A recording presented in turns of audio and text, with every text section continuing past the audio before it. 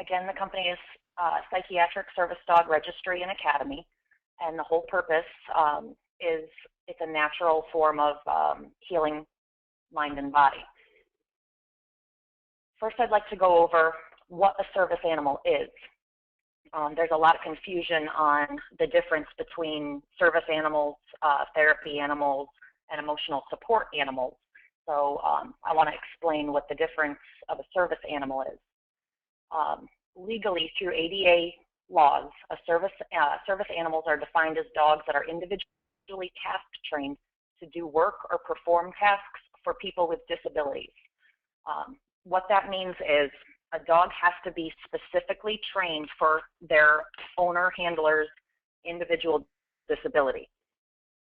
The difference between a service dog and a therapy dogs are dogs that go into hospitals.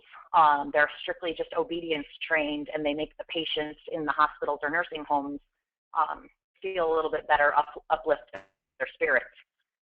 Emotional support animals are animals that simply make the owner handler feel better just by being by their side, not necessarily task trained or even obedience trained.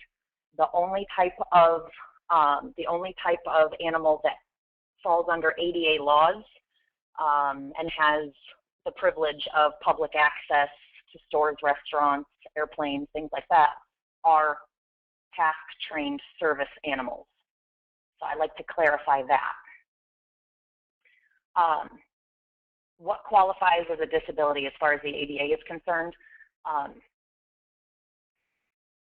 They have it broken down as a physical or mental impairment that substantially limits one or more major life activities of such individual.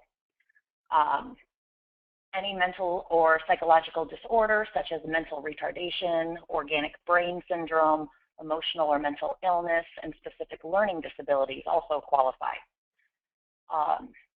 The phrase physical or mental impairment includes, but is not limited to, such contagious and non-contagious diseases and conditions as orthopedic, visual, speech, and hearing impairments, cerebral palsy, epilepsy, muscular dystrophy, multiple sclerosis, cancer, heart disease, diabetes, mental retardation, emotional illness, specific learning disabilities, HIV disease, tuberculosis, drug addiction, and alcoholism all fall under the ADA laws. When they talk about limiting life activities, what they mean is caring for a person being able to care for themselves.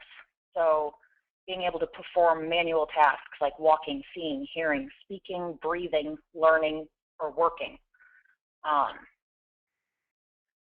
The phrase has a record of such an impairment means as a history of or has been misclassified as having a mental or physical impairment that substantially limits one or more major life activities.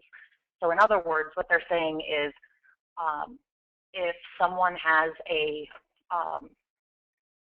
disability that limits one or more of your major life activities, then you would qualify under ADA laws to own a service animal.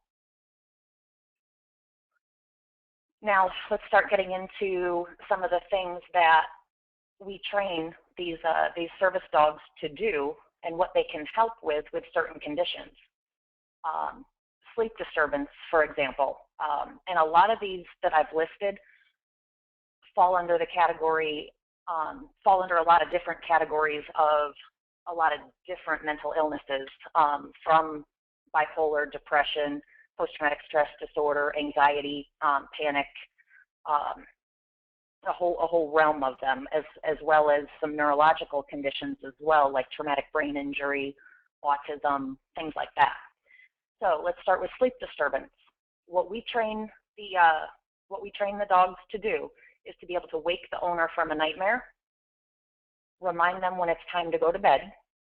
A lot of times our brains just don't seem to be able to shut off at night. We'll sit there and play on the computer, watch TV, or our minds are just racing. And the dog can actually remind you, hey, it's time to go to bed. They can go turn off the light, or things along those lines. Go get your medication for you, which is the next one, retrieving sleep meds and bringing them to you.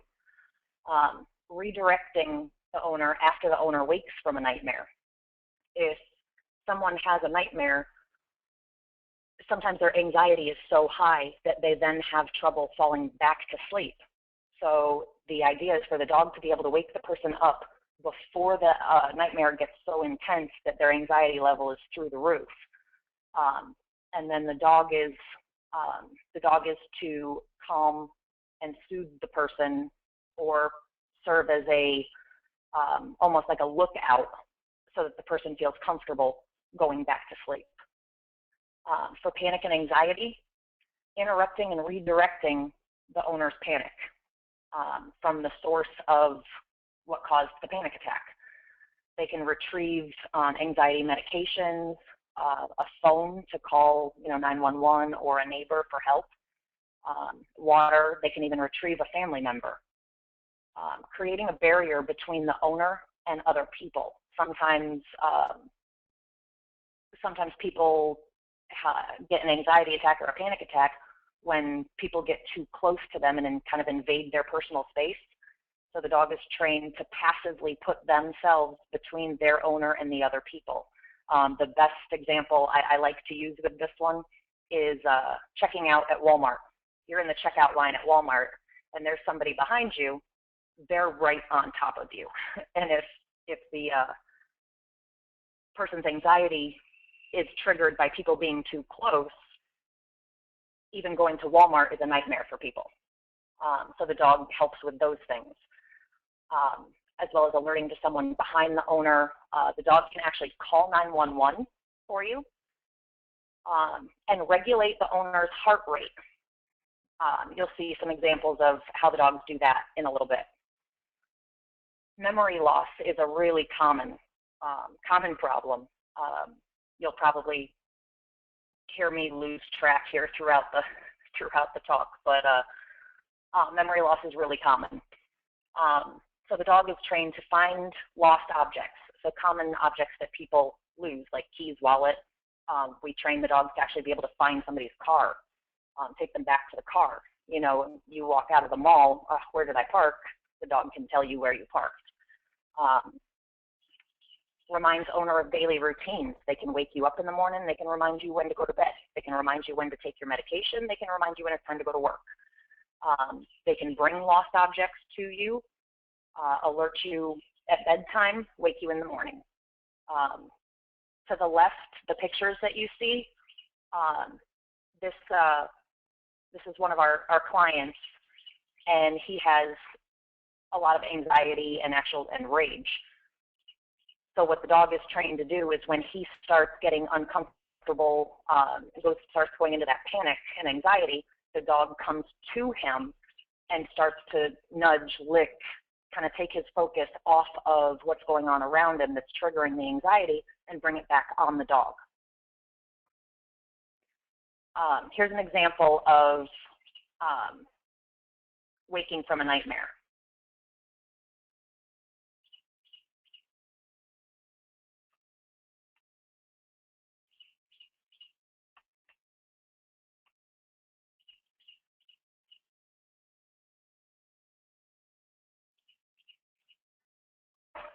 So what the dog's doing is the person started thrashing, tossing, turning, and the dog is trained to go. She wanted her dog to actually jump on her and lick her face to wake her up. There's a lot of other ways that we can have the dog do this. This is just the way she preferred her dog to do it. Next is learning to bring medication. This was day 5 of this person's training, so that first week.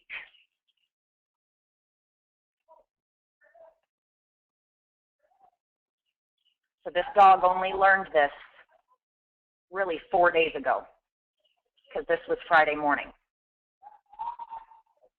So he brought the meds to her, he dropped them on the floor, and then picked them up and put them in her hand. And that was, like I said, only after about 4 days with us. This next one, like I said, the learning how to find lost objects.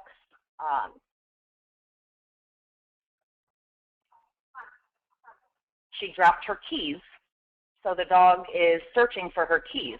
And what's funny is that she forgot where she actually put them.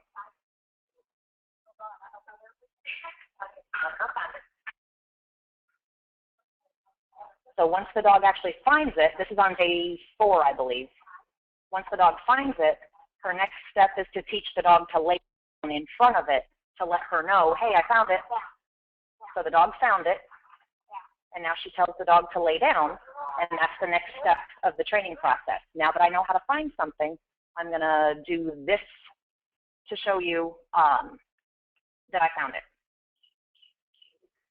Okay, medication reminders, reminding the owner to take daily meds as needed and scheduled. As needed, what I mean by as needed are things like anxiety meds. So when you know that you're going to be in a high anxiety situation, or you're getting into a panic attack or something like that, or even pain. Say your back starts hurting, or you get a migraine, which we tend to get a lot because we're so tense. You know, our jaws clench and it creates headaches. We don't always think right away to, oh, hey, my head hurts, let me go take some medication. No, we try and tough it out instead. So the dog's job is to look for when you need your medication, that triggers them to go get it for you and basically force you to take it. The picture to the left is one of our clients.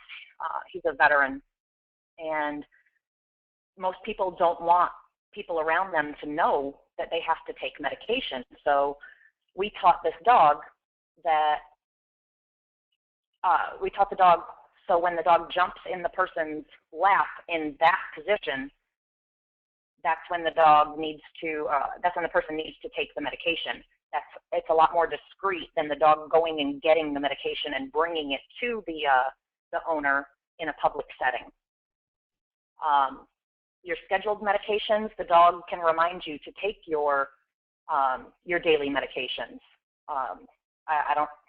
I'm sure a lot of you are the same way. I forget to take my medication sometimes. And, you know, if we forget to take our medication, then we might not have such a great day or night. So the dog can remind you to take your medication so that we don't have those bad days. Muscle aches. Believe it or not, our dogs can be also be our acupressurists. With muscle aches, the dogs are able to locate the target pain area, relieve the pain in the area, retrieve needed items for the pain area for pain relief, such as a heating pad, ice pack, your medication, stuff like that. Assisting the owner up from a seated or lying down position. And next would be your anger or your rage. Alerting to anger to prevent escalation is a big one. The whole idea with these dogs is to alert the person, distract, redirect, interrupt, all of these behaviors before they get to the degree of real severity. Because if the dog's able to perform their tasks right when the situation starts, it alleviates the panic, anxiety, rage, mania, all that stuff from escalating. Redirecting owner from the source of the anger, redirecting from a potential trigger. So if your trigger is crowds, for example, and you're walking through the mall and the dog sees we're approaching a crowd, the dog is literally going to redirect you in the other direction and take you in the other direction. Oops.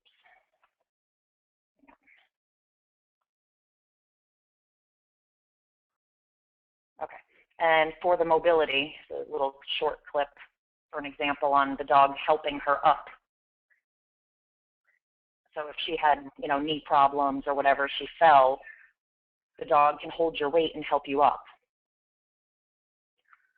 Neurological impairments, balance and stability assistance, retrieving telephone person medication, waking, retrieving help for the owner, calling 911, helping the owner up and down, finding and retrieving needed items, With depression, tactile stimulation during phases of distractibility and irritability. Like what you saw a couple slides ago, where the dog comes to the person, licks, nudges, basically just interrupts and makes you focus on the dog instead of what you're focusing on that triggered it. Alerting to manic and depressive episodes. The dog will let you know, hey, you know, you're going one way or the other. Let's fix it. Licking tears. That one's one just kind of makes you feel a little bit better. Assisting with memory and daily tasks, such as the medication reminders and organization. I don't know about you guys, but organization is a big one. Here's an example of somebody with neurological, people with neurological impairments. So in this video, what happens is she's walking and she falls and passes out. The dog's trying to lick, nudge, do what she can to wake the owner up. Okay, this one over here, and again, these dogs are still on. These ones, I believe, are on day 4 at this time. This one is nudging, trying to wake the person up, and then assisting them up. Because if somebody passes out, they're not exactly stable enough. They might still be dizzy and all that. So the dog helps them up and stabilize. This is a really good example of one of those alerting to passing out. And when I say passing out, that doesn't necessarily just mean neurological issues. It could be things like diabetes, where you could pass out. A lot of different conditions use this particular method.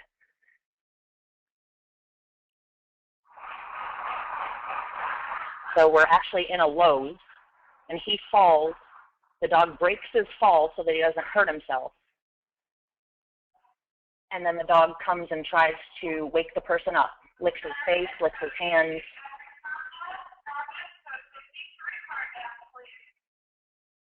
And then you'll see what she does once he doesn't wake up.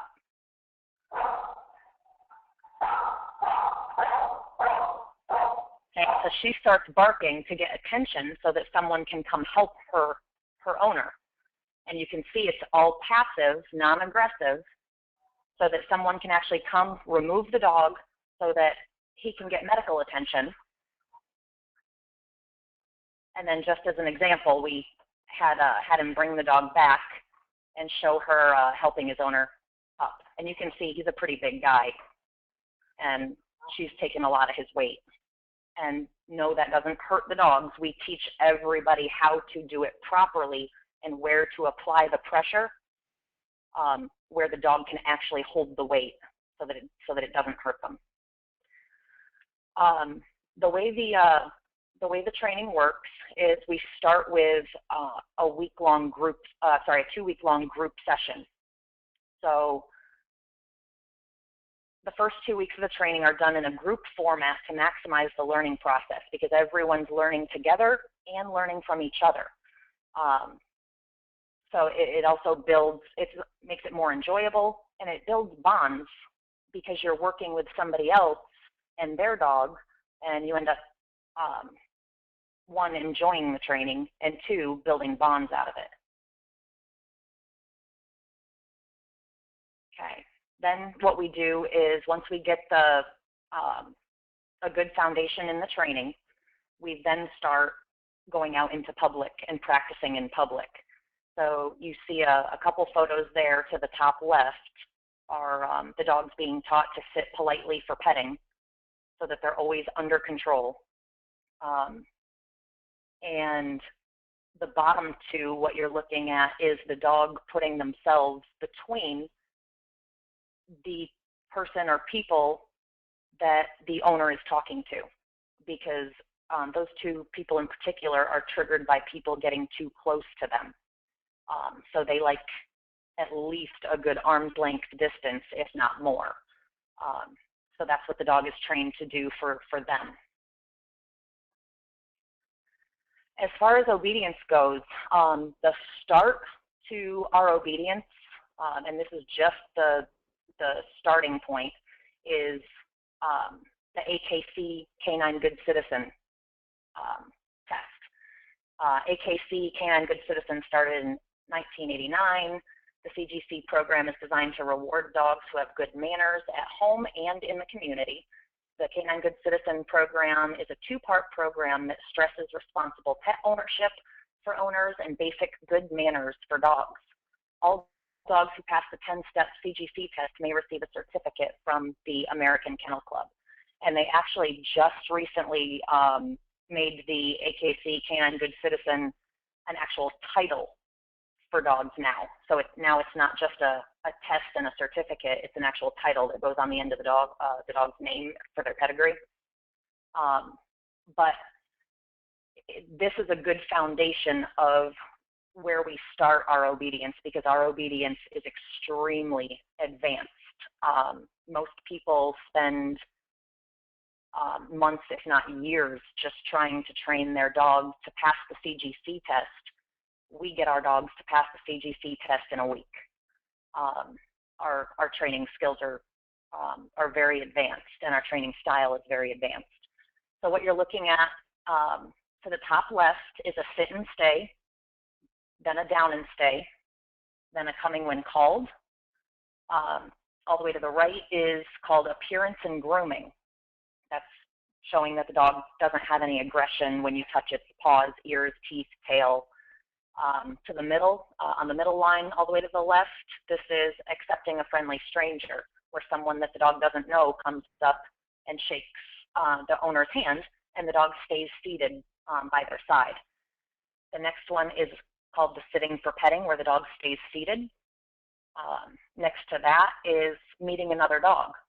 Both dogs are to stay by the owner's side, not lunge, pull, jump, anything along those lines.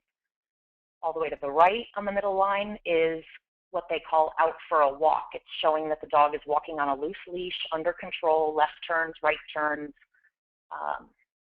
Then the bottom left is kind of a makeshift walking through a crowd.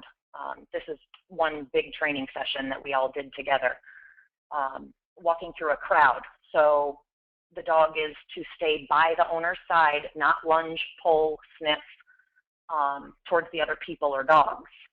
And then the bottom right is called supervised separation. And that's where the dogs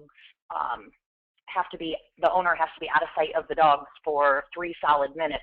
And the dog's not allowed to show any separation anxiety, fear, aggression, anything along those lines. Now, our requirements for the CGC are a lot higher than what CGC actually requires. For a quick example of that, this picture right here, AKC says that once the person starts to pet the dog, that the dog is allowed to stand up. They're just not allowed to jump. Our rules, the dog must keep their butt on the ground. So we take that AKC CGC test several steps farther to make sure we get that good obedience foundation. These are some task photos. For example, this is one of our people teaching his dog how to find a lost object that's in the middle of kind of all these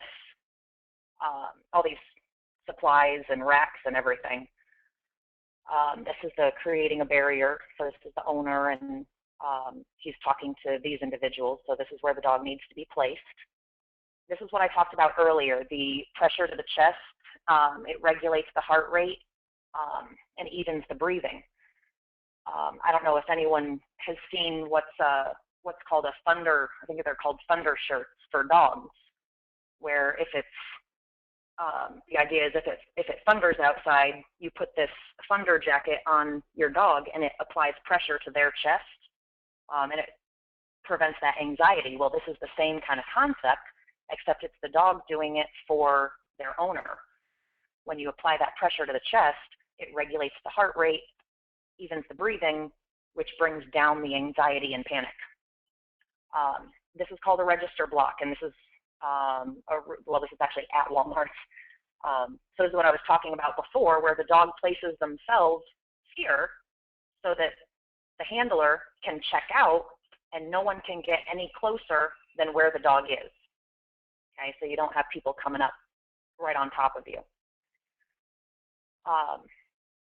This is what I was talking about before. This person has a really bad back, and as you can see, what we do is we teach the dog to either stand on or lay on the pain area to relieve pressure.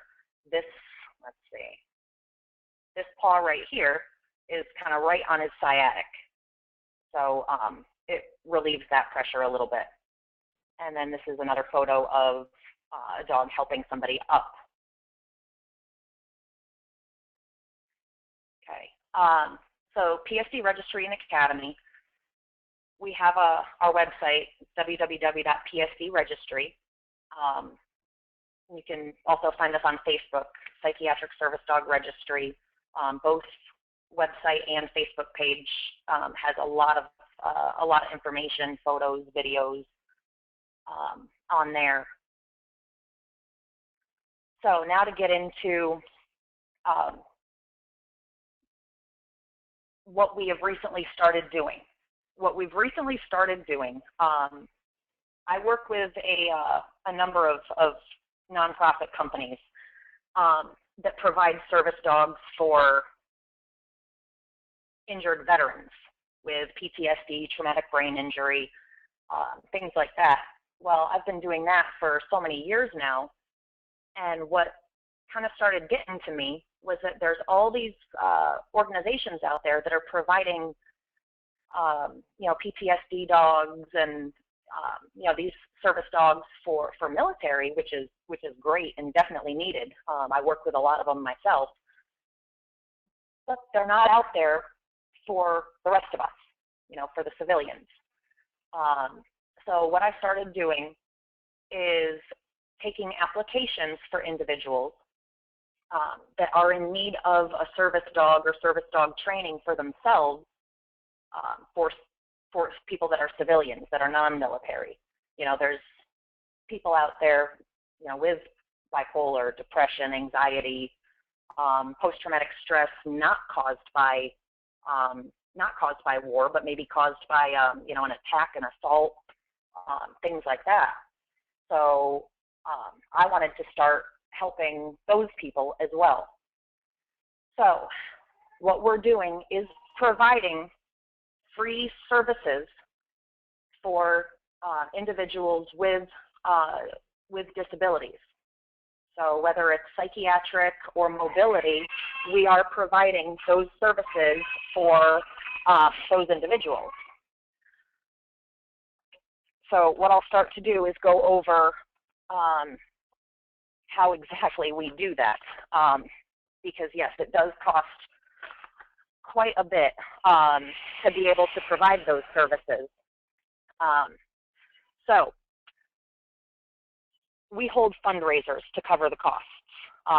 It costs about $7,300 to train one service dog, one person team. So what we do is we help the person with fundraisers. So how do we provide free services? We hold fundraisers to cover the costs of supplies, training, travel, all of that. What kind of fundraisers do we do? 5Ks, walkathons, motorcycle rides, poker tournaments, chili cook-offs, you name it, those are the fundraisers we do.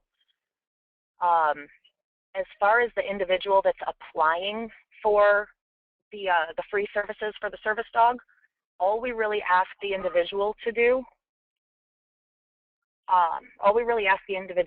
is to help us distribute flyers in their area for the fundraiser, attend the event as a representative, and find a location for us to hold the event in their area.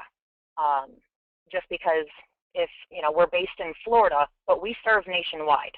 So we serve the entire country. whether we go to their area or we bring them to ours. So if I have somebody from Seattle, Washington apply for a dog, and we want to hold a fundraiser out there, what happens is, we're not in your area, so we can't exactly go around and distribute flyers and successfully find a location for the event. So that's what we help you guys with, and then our fundraising specialists handle the rest of it.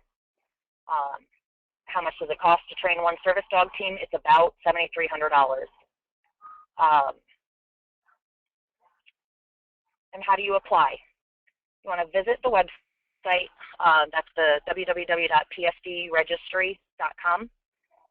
Print the application, fill it out, include all the supporting documents that are requested. There's a whole there's a checklist on there as well, and mail it in to us. The other documents are things like a doctor's letter. We request that you have an actual medical doctor, your psychiatrist, or write a letter stating that they recommend a service dog for you, and then send that in to us.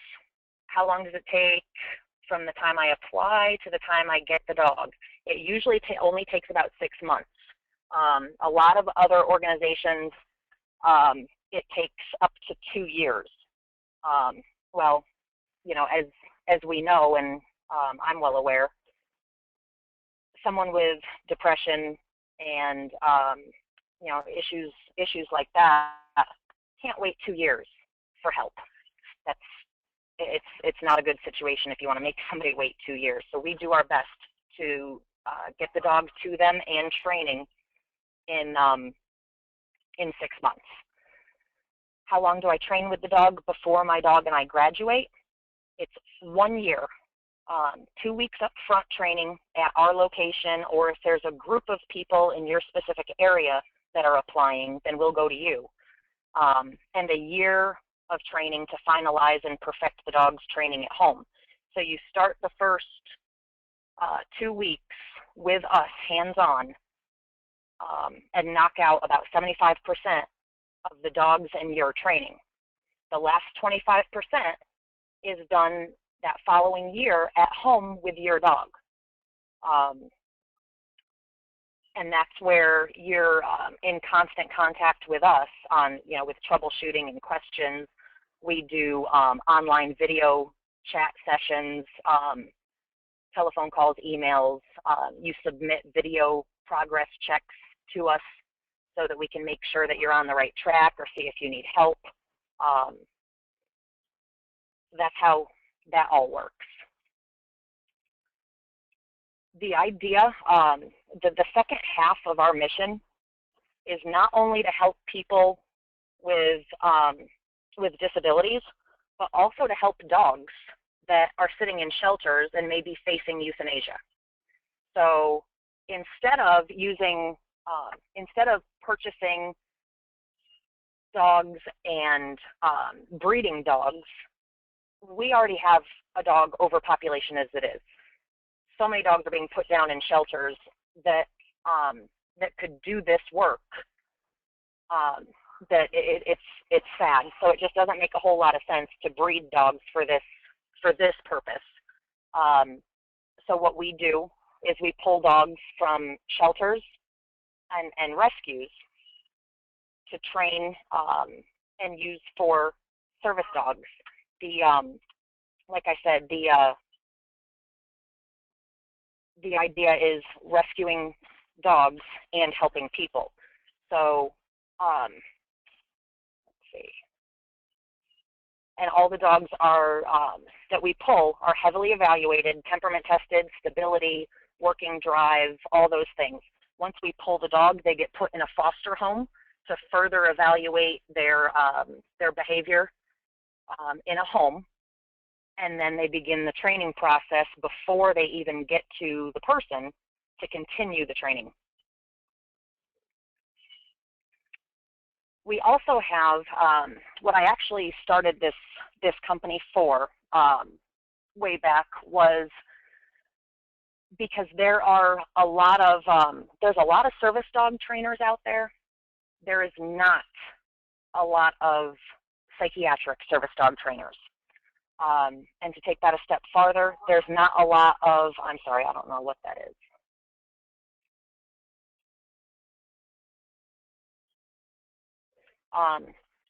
There's not a lot of qualified, experienced service dog trainers out there. And I was getting story after story after story from people who said they went to find and hire a trainer to train their service dog, and the person just didn't know what they were doing. So what happens is the person says, yeah, I can do service dogs, but what happens is they end up playing trial and error with your dog, you, and your money, unfortunately. So once I saw that happen time and time again, I decided to start a trainer college course for trainers that want to learn how to properly, effectively, successfully train psychiatric service dogs, because the psychiatric field is so much different than mobility and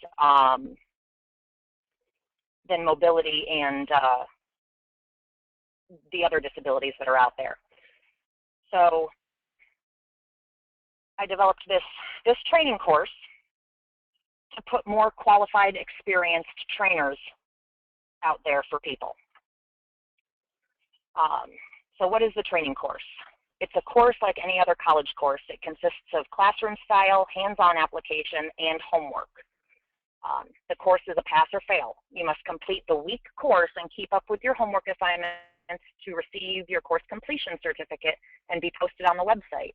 This course requires time and dedication to complete. It's not a course you want to go into and take lightly. It is a lot of work. Our goal is to produce exceptional service dog trainers and dogs. Please decide if you have the time to dedicate to the course prior to enrolling. If you don't have a whole lot of time on your hands, it's probably not the best idea for you. It takes a lot of hard work. Classes are held at a hotel here in Florida, or if there's a group of people that are wanting to take the course, we will go to them. If I go to Georgia just next week to teach a group of trainers out there for a nonprofit.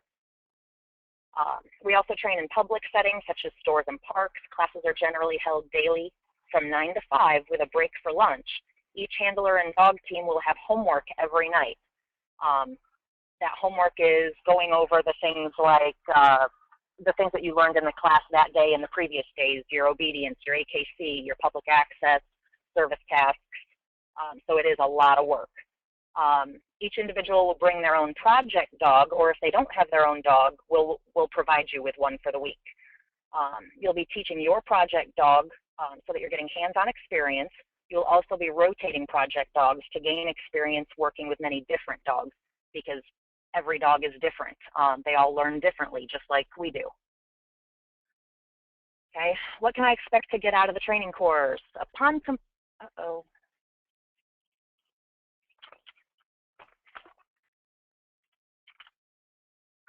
Ashley, are you there? Hi, Crystal. Are you okay? Yeah, give me just a second. The screen just went blank on me. Okay.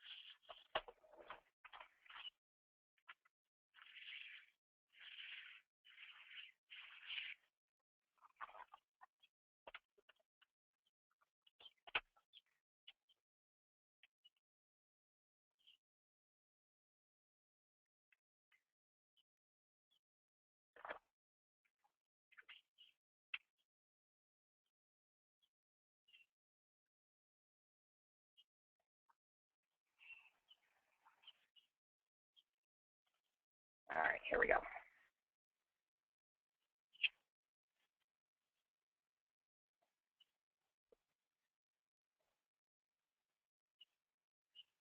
While I get this back up, do you want to do a couple questions now?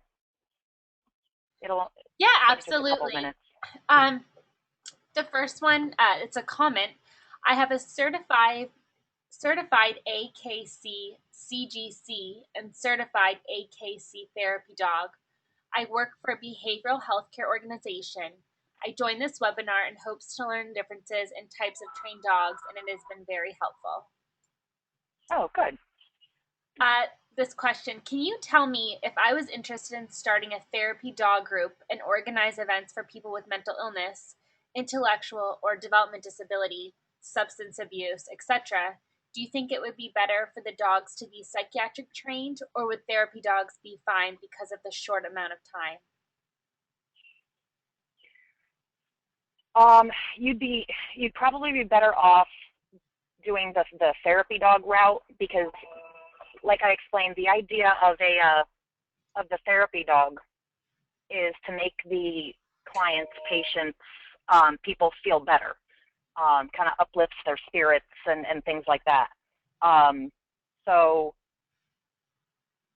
the dog doesn't need to be individually task trained for a specific person's disability, just because they're not being trained for that specific person. Now, what you could do is get the dog, certified as a therapy dog, and teach them a couple kind of really general service tasks. Like if somebody starts crying, you can teach the dog to go to that person and maybe put the dog's head in their lap, or lick their hands, or something like that. You could teach them a couple of those things, but the dog wouldn't be considered an actual service dog because it's not that person's dog trained for them. Does that make sense? Yeah, yes, thank you. I've heard some people saying that having a psychiatric service dog eliminates the need for people to have psychotherapy. What are your thoughts on that? No, it doesn't. No, it doesn't eliminate the need. Not at all. That would be like saying that medication isn't needed if a person is in therapy, or that therapy isn't needed if they're on medication. Using one or the other can be more of a Band-Aid than an actual fix. You always want to incorporate, your therapists and medication. Now, what I have come across on a highly regular basis is the people that do have service dogs drastically cut the quantity of medication that they're on. Just to give you a little insight about me, at one point, years and years ago, I was taking about 16 different medications a day. I'm down to one. And as far as therapy goes, therapy is something that you still want to keep going, especially if your doctor sees a need for it. If your doctor ever says, I think you're doing really well just with the dog, then that's a medical professional's call, and that would just be like a medical professional saying, okay, well, we can start taking you off some of these medications because the dog is alleviating a lot of your anxiety and stopping the panic attacks, or stopping the mania or the depression or whatever before it escalates. So you always want to go through a medical professional before you decide to cut out any portion of your medical care. Thank you. Is your screen back up, or do we have time for more questions?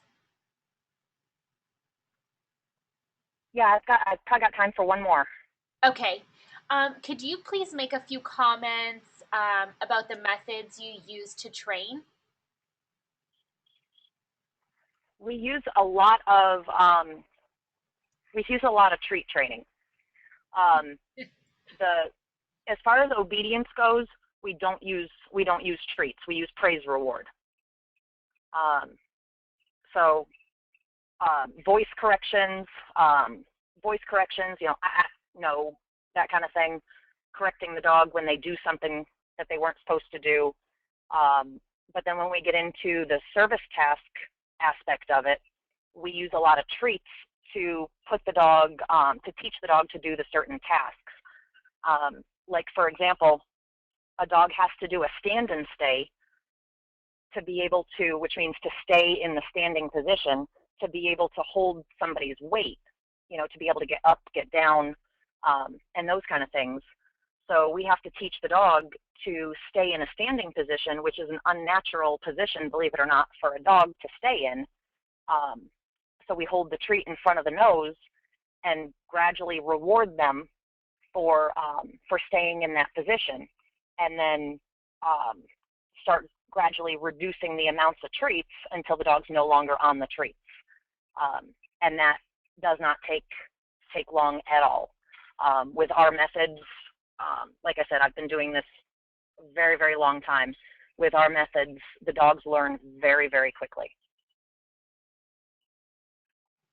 Thank you. Okay. Yep, I'm actually logging back in right now, but I should have time for one more if you wanted. Okay. I'm in a very rural area. Is the cost of travel to the classes included in the program for getting a psychiatric service dog?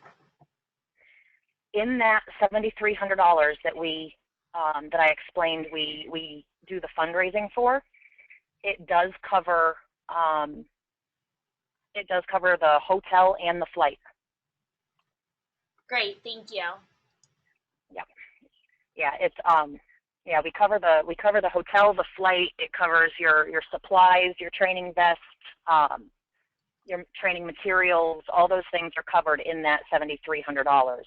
I don't know if anyone has looked into other organizations that do similar things, but there's organizations out there, and I won't name them, but there's organizations out there that say it's that have their dogs valued anywhere between 20. Got an echo.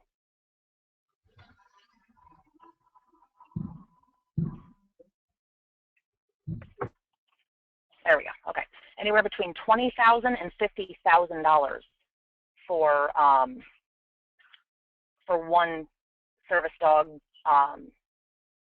and handler team. The reason we can do it for 73 is because we keep our costs way down.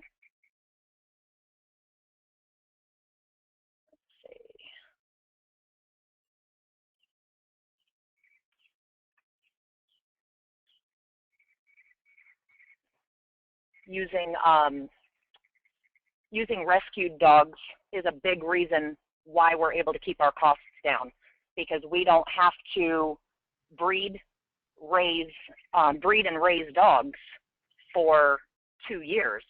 We go out, we find them from shelters, handpick, evaluate, and all that.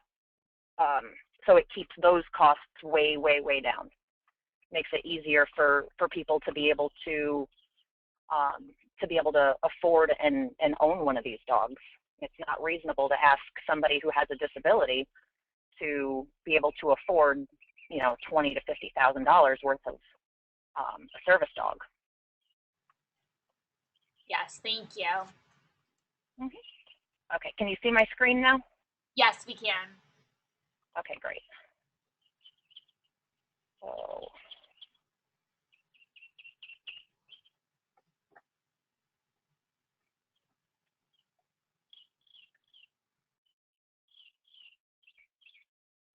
okay.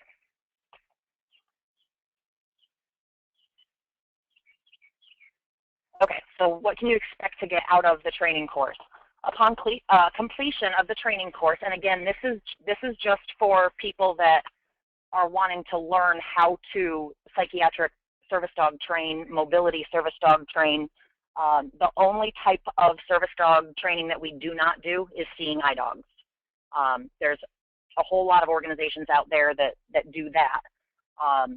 So we want to handle everything else. So we do the psychiatric aspect of it, the neurological, and the mobility. So upon completion of the week-long training course, you'll receive your service dog apprentice certificate and IDs.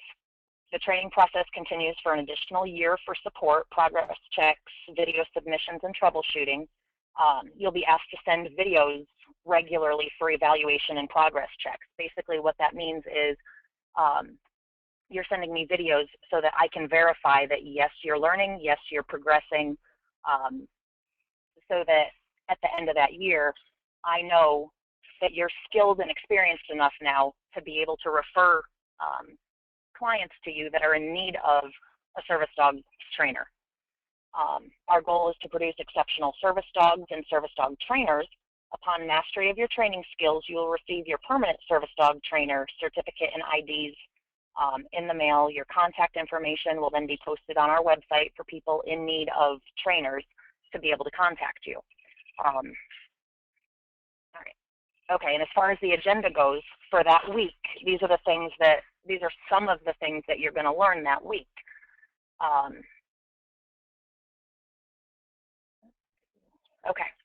Dog behaviors, temperament, pack structure, behavior modification, how to choose the right service dog, what the evaluation process entails, different training methods, like we talked about, the praise reward, the treat reward. There's a lot of different methods we use when training dogs, because if you try and stick with one specific method, not every dog is going to be able to learn, because again, no two dogs learn exactly the same, kind of like people and kids. Obedience specific to service. Our obedience, like I said, is very advanced. So that's the type of obedience that we teach our potential trainers. Hands-on service dog obedience and training, instructing individuals how to train service dog obedience. Physical and psychiatric disabilities. So we go over what the physical disabilities are, a range of different psychiatric disabilities, the disabilities that qualify for a service dog, symptoms for each disability, and service dog tasks for each symptom. Laws regarding service dogs, hands-on service dog obedience training, student role play, hands-on training, physical service tasks. So we go over physical service tasks and psychiatric service dog tasks. Hands-on training, physical, psychiatric, instructing the clients on how to train service dog tasks. So what that means is after you've had a few days of teaching your own dog, you're now put in a position where you have to show somebody else how to do it properly. So it gives you a little bit of instructing experience as well. Practice of all service dog obedience and service dog tasks, role play, teaching your clients. There's a question and answer section, and then day 5 is the graduation. Distribution of service dog trainer and training certificates, which is the apprentice certificates and IDs, and instructions on submitting follow-up videos and documentation. And this is what the 8x10 laminated certificate looks like, and this is the wallet size ID that we give. Okay. As far as pricing for the college course, you come, like I said, either to Florida, you come to us, or if there's a group of you, we'll go to you. And this includes the 5-day training course plus the whole following year for homework checks, progress checks, email support, troubleshooting.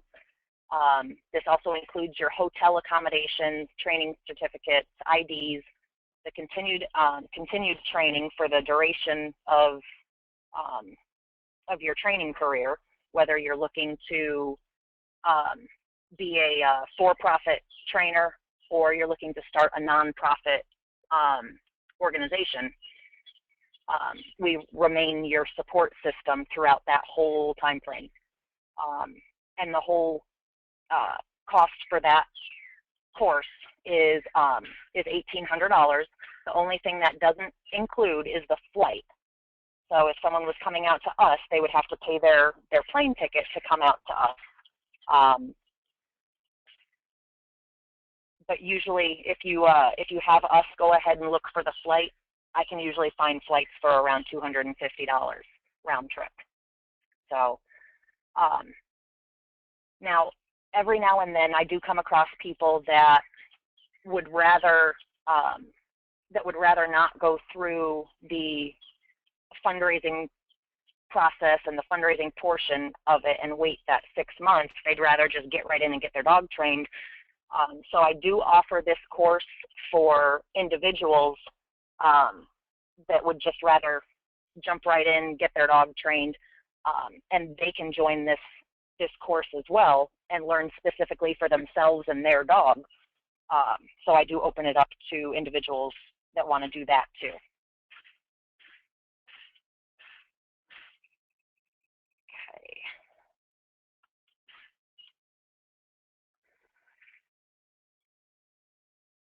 Okay.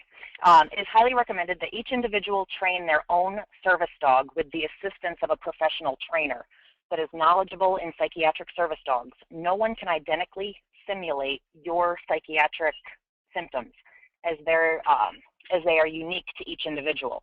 For example, if 3 people suffer from nightmares due to post-traumatic stress disorder, all 3 people may behave differently during their nightmares.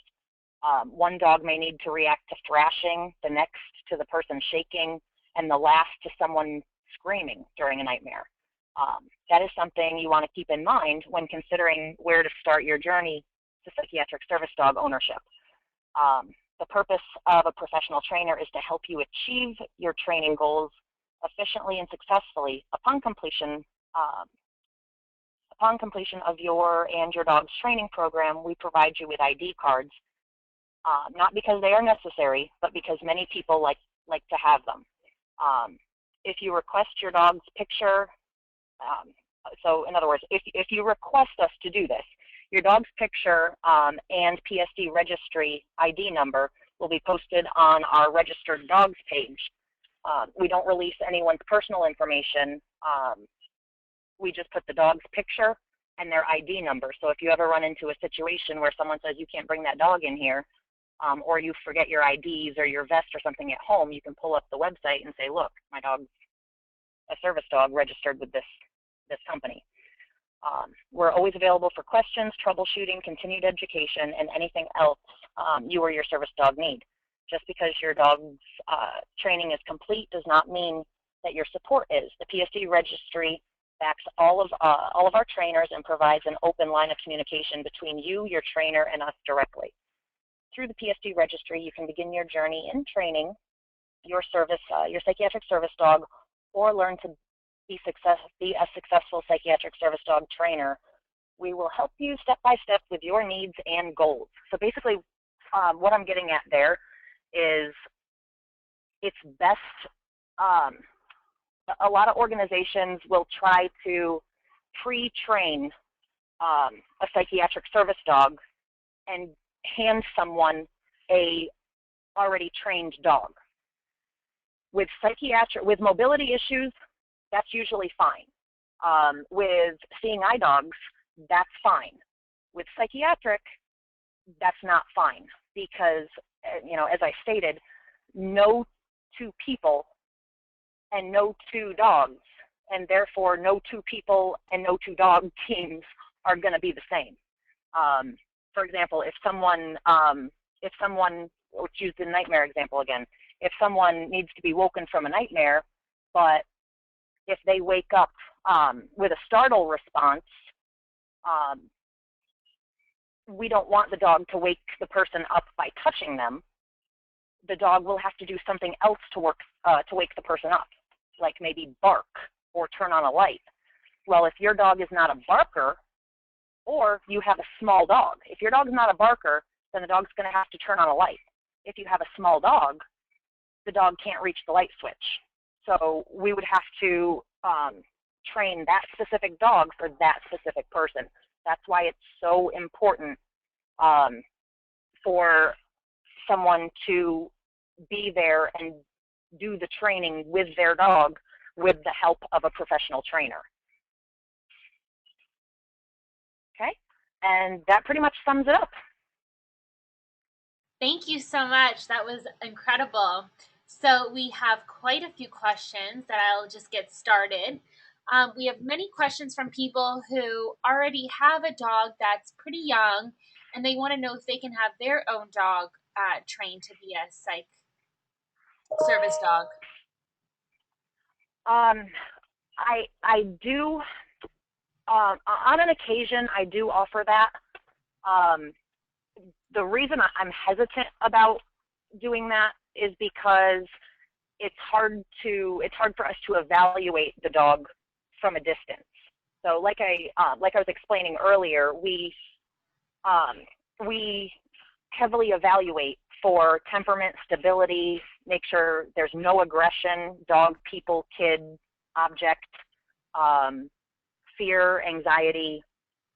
There's just a lot of evaluating that goes into picking the right dog, and not every dog can do this type of work, because they also have to have a pretty high working drive as well, and a desire to please and a need to please.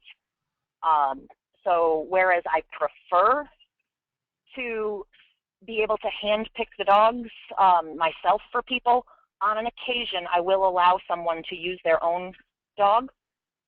All that I ask is that they send me documentation on the dog, showing they'll have to send me videos, video clips of the dog interacting with people. I'll have them take the dog out to Petco, PetSmart, and take video clips of the dog interacting with other dogs, people, kids, and all those different types of situations, just so that I can verify that the dog is not, doesn't have any form of aggression.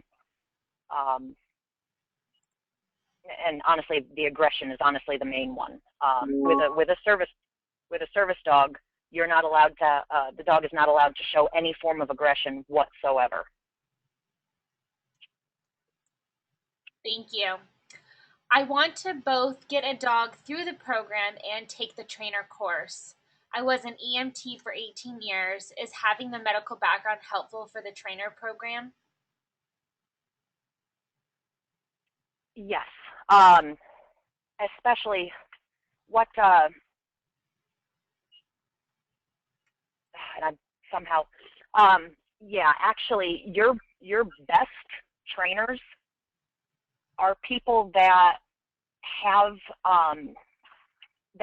either the disability themselves or deal with it firsthand on a regular basis.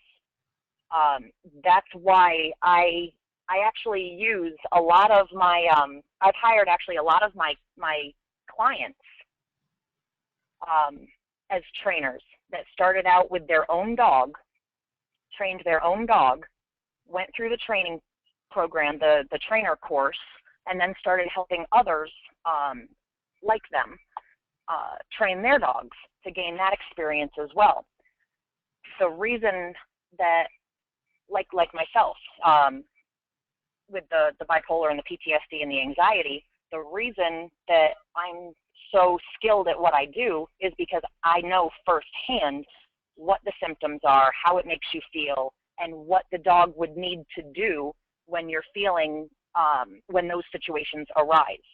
So when you combine dog training skill with firsthand medical knowledge, yes, those are the ones that make the best service dog trainers. I use actually a lot of my clients that wanted to do that, take the course themselves for their own dog, and then take it the step further, and they usually end up either starting their own training company, which I help them with, or they start their own nonprofit organization, which I also help them with. That's all part of that 5-day course.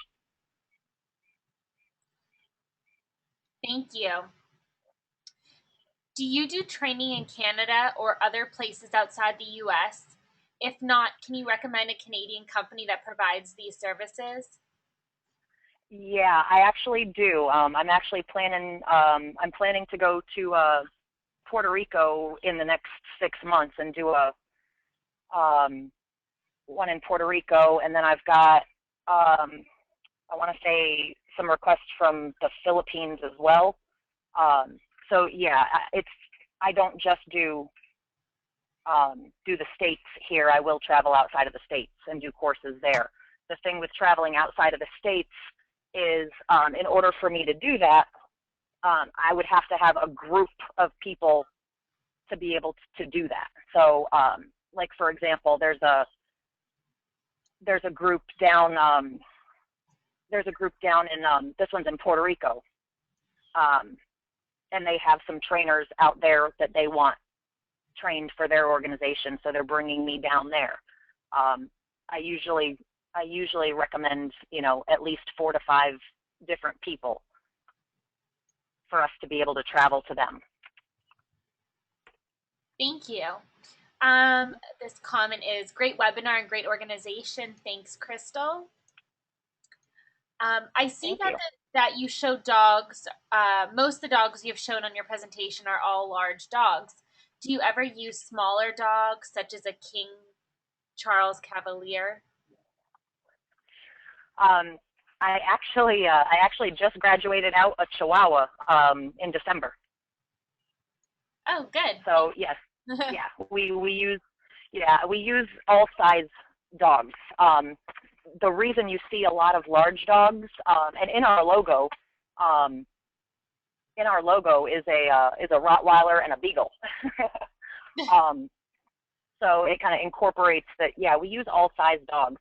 The reason you see a lot of large dogs is because a lot of people that have psychiatric disabilities also have mobility issues as well. So the larger dogs are better able to help with mobility.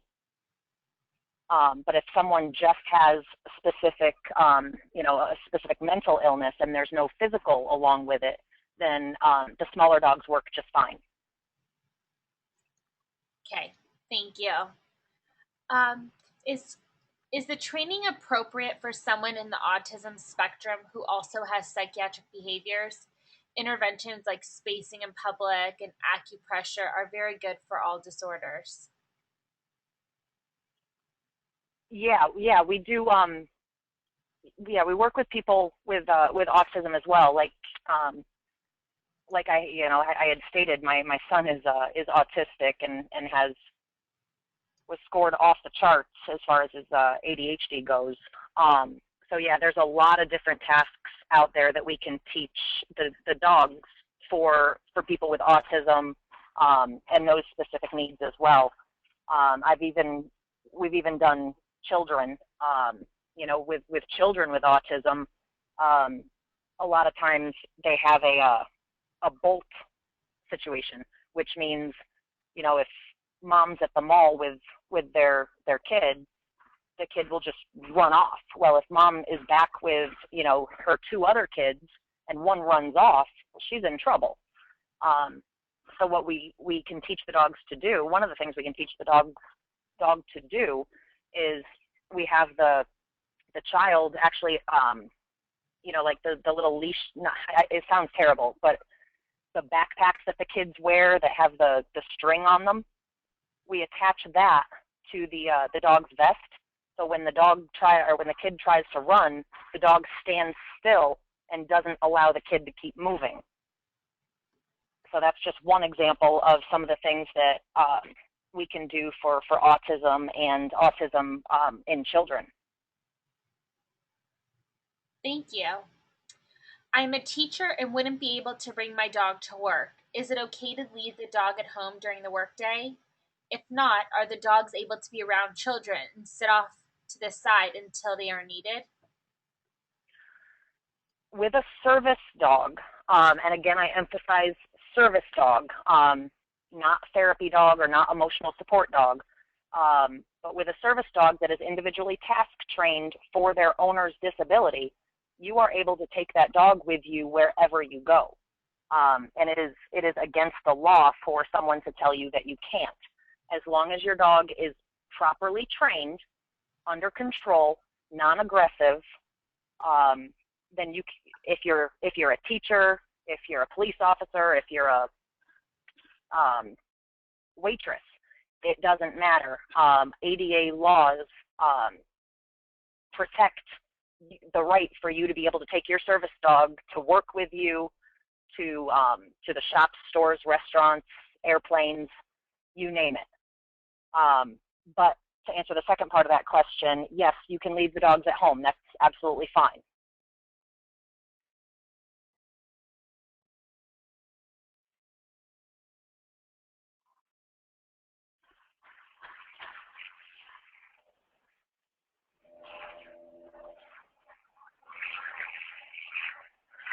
Are you still there, Ashley?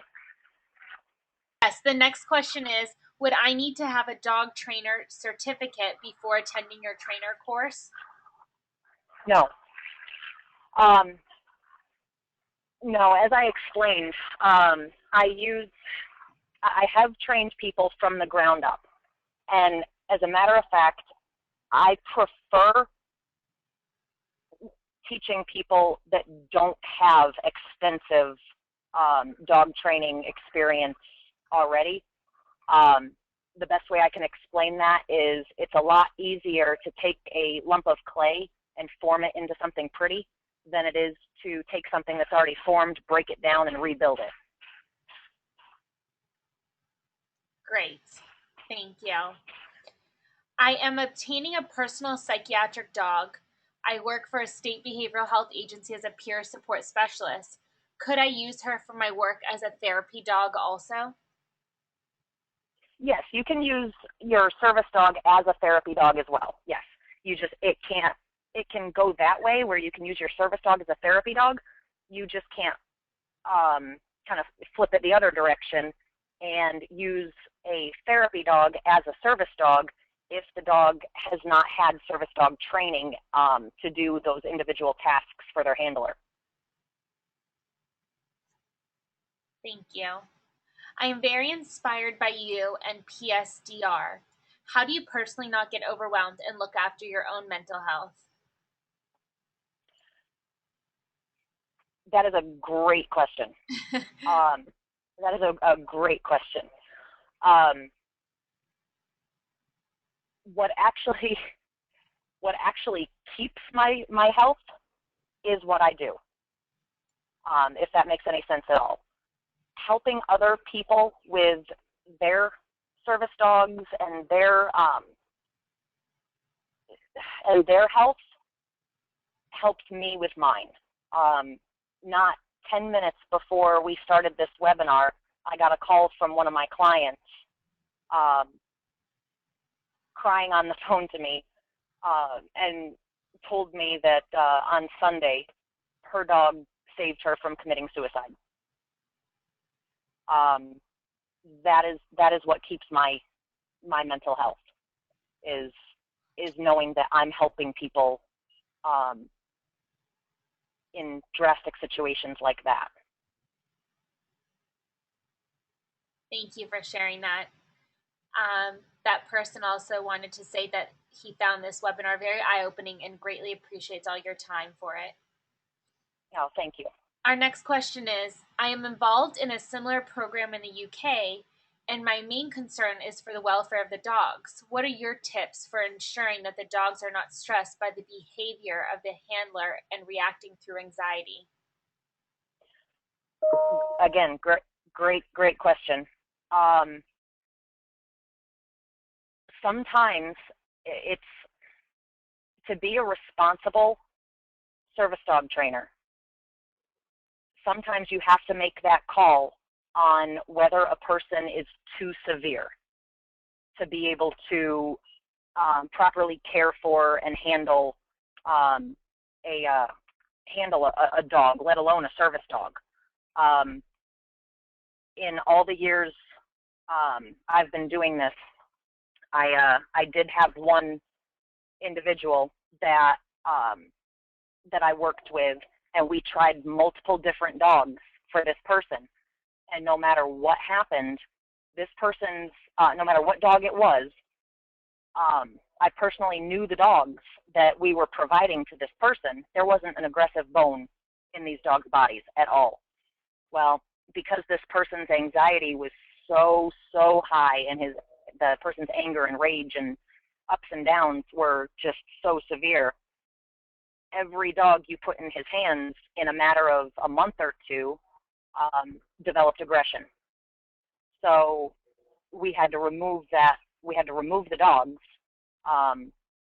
adopt them out into just homes, and remove the person from the program. So that person had to then go start their whole health care all over again, you know, back to the counseling and back to the medications, and all that has to be under control. So you have to make that professional call, keeping in mind not only the dog's safety, but the person's safety too. Thank you. This is, I'm a vet with PTSD and depression. The wait time for the VA type programs is too long for me. I want to take the course, but do not have a dog yet. Do I apply and wait 6 months for a dog selected before I take the course and take the dog home? I'm looking to finance the dog since I do not like the nightmare meds and don't like meds in general. Thanks for all you do. Thank you. Okay, so if I might need that person to clarify just a little bit. They're wanting to take the course themselves and finance it themselves rather than wait the 6 months. Is that what I'm understanding? Yes. Okay. Yeah, that's why I offer that option, because it does take us that 6 month time frame to be able to do the fundraising and all that. If someone wanted to skip that whole portion and finance the dog themselves, then they don't have to wait. They can bypass that 6 months and just submit the application with a note on there that says, you know, financing myself, or, you know, personal financing or something along those lines.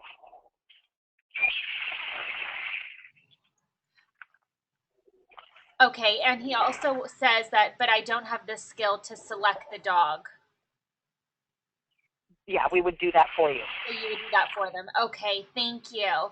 And that is all we have for questions. So thank you so much, Crystal. It was really eye-opening and incredible to hear all the great work you are doing to help other people in the community.